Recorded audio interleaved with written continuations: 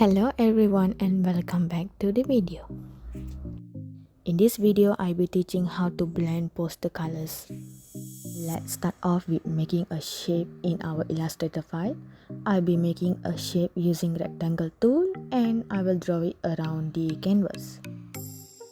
Select the gradient tool panel, double click on the color stop in the color ramp and edit them according to your choice.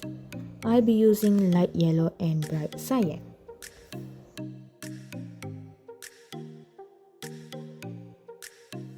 The gradient blend from one color to another. Create a new layer and then add any border that you like to match with the background. I'll be using this border.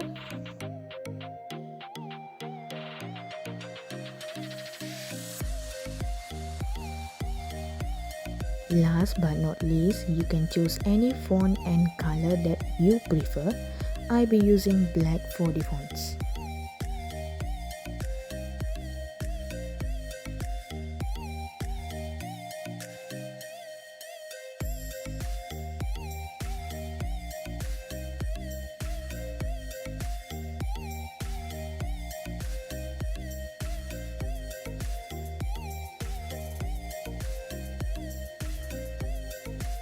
And there you have it. This is how you blend poster colors.